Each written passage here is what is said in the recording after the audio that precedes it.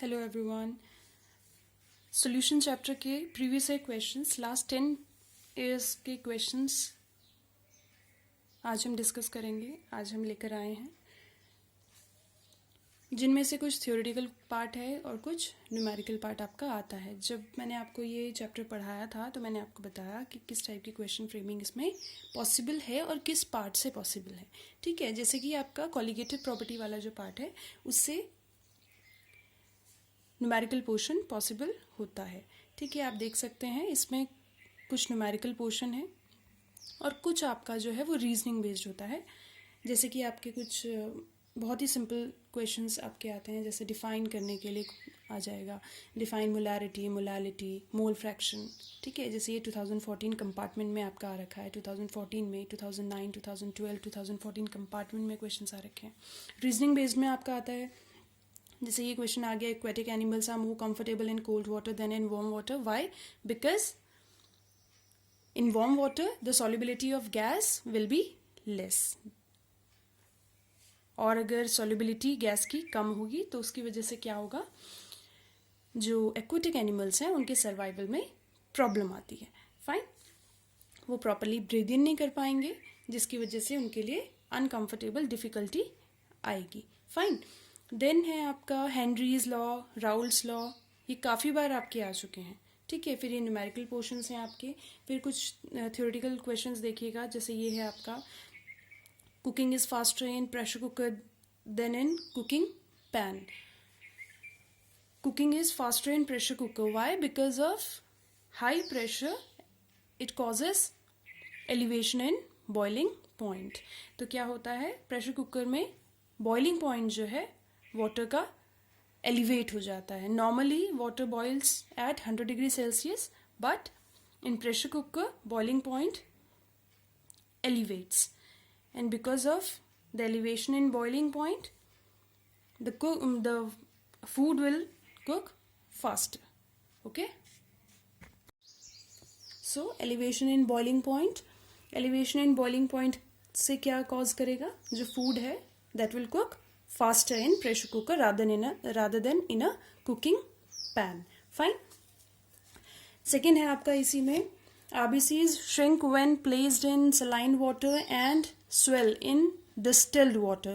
ऐसा क्यों होता है? अगर आपने ऑस्मोसिस वाला वीडियो अच्छे से देखा हो तो उसमें हमने टाइप्स ऑफ सोल्यूशन के बारे में बात की है, that is basically based on hypertonic, hypotonic and isotonic type of solutions. Okay, अगर आपने वो वीडियो देखा हो तो आप इजीली बता सकते हैं कि ऑस्मोसिस कहाँ से किस कंसंट्रेशन में होता है और हाइपरटोनिक सोल्यूशन क्या होता है, हाइपोटोनिक सोल्यूशन क्या होता है। तो ये आप इजीली बता सकते हैं। फाइन, देख सकते हैं आप। और कुछ न्यूमेरिकल पोर्शंस हैं, मैंने आपको न्यूमेरिकल के लिए कुछ चीज़ें बताई हैं कि अगर आप सोल्यूशन चैप्टर कर रहे हैं तो कॉलिगेटिव प्रॉपर्टीज़ को बिल्कुल स्किप मत कीजिएगा, बिकॉज उससे न्यूमेरिकल पोर्शन आपका बनता है। फाइन, तो अच्छे से उसे कीजिएगा। फिर आपको न्यूमेरिकल पोर्शन के लिए कुछ चीज़ें ध्यान रखनी है, जैसे आर की वैल्यू आपको क्या पुट करनी है, बिकॉज कई बार ऐसा होता है कि आप कंप्लीट क्वेश्चन सही कर रहे हैं बट आर की वैल्यू आपने गलत रखी है। तो आर की वैल्यूज़ कहाँ कौन सी पुट करनी है वो मैंने आपको बता रखा है। जैसे कुछ क्वेश्चंस में आपका आर की वैल्यू ऑलरेडी गिवन होती है, तो इस क्वेश्चन में देखिएगा आर की वैल्यू आपको ऑलरेडी गिवन है। ओके, इसमें आपको ऑस्मोटिक प्रेशर फाइंड आउट करना है। ठीक है, तो ये कुछ न्यूमेरिकल्स हैं, ये ज़रूर देखिएगा। ये 2020 का क्वेश्चन है जो मैंने आपको सॉल्युबिलिटी पार्ट जब मैं पढ़ाया था तो उसी में मैंने आपको बता दिया था कि ये क्वेश्चन आपका 2020 में पूछा गया है इसी साल। State Raoult's law for the solution containing volatile components. What is the similarity between Raoult's law and Henry's law? Fine, तो इसे अच्छे से कीजिएगा। फिर आपका 2020 का एक और क्वेश्चन है, वो देख लीजिएगा। ये है आपका 2020 का numerical portion. Okay, now first video के रिगार्डिंग एक क्वेरी आई थी मेरे पास, जिसमें हमने डिस्कस किया था कंसंट्रेशन ऑफ सोल्यूशन के बारे में। कंसंट्रेशन ऑफ सोल्यूशन का थर्ड केस हमने डिस्कस किया था, that is weight by volume या mass by volume percentage. Okay, तो ध्यान से देखिएगा क्या होता है। Weight by volume that is mass by volume percentage. Okay, basically ये आपके फार्मास्यूटिकल इंडस्ट्रीज में यूज होता है। एक एग्जाम्पल लेके समझते हैं हम, जो हमने वहाँ पे भी लिया था। आप ले रहे हैं sodium phosphate. Okay, sodium phosphate, इसका आप सोल्यूशन अगर बना रहे हैं, सोडियम फॉस्फेट का अगर आप सोल्यूशन बना रहे हैं तो सोडियम फॉस्फेट जो है that will be act as solute, isn't it.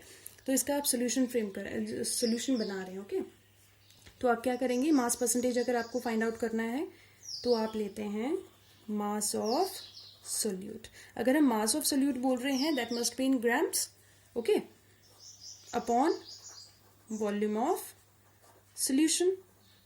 if you are talking about volume, that means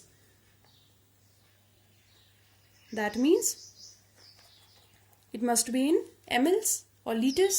okay, तो वॉल्यूम इन सोल्यूशन, इसीलिए हम इसे मास बाय वॉल्यूम बोलते हैं। ठीक है, तो इसमें कुछ कंफ्यूजन की बात नहीं है। मास ऑफ सोल्यूट आप लेंगे और जिसमें बना रहे हैं, जैसे हम सोडियम फॉस्फेट ले रहे हैं सपोज 40 ग्राम्स या 20 ग्राम्स, और हम बना रहे हैं इसे 100 ml सोल्यूशन में।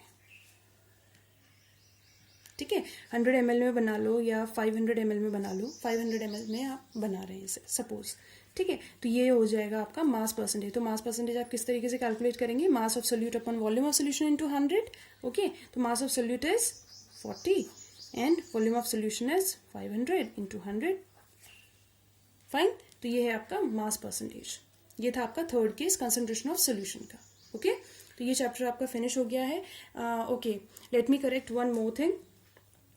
इनिशियली मैंने आपको बताया था जब ये चैप्टर स्टार्ट किया था that this chapter contains 6 marks, but अब जो है रिवाइज सिलेबस आया है उसके अकॉर्डिंग आपको जो सॉलिड स्टेट चैप्टर है वो दोबारा इंक्लूड कर दिया गया है, जिसकी वजह से ये चैप्टर जो है आपका 5 मार्क्स कैरी करता है। ओके, तो आपका एक और चैप्टर इंक्लूड कर दिया है सॉलिड स्टेट, जो प्रीवियसली था और लास्ट ईयर हटा दिया गया था, इस साल दोबारा इंक्लूड कर दिया गया है। फाइन, तो ये ध्यान रखिएगा, इसे करेक्ट कर लीजिएगा कि ये चैप्टर आपका 5 मार्क्स कैरी करता है इन board examinations. Okay, thank you.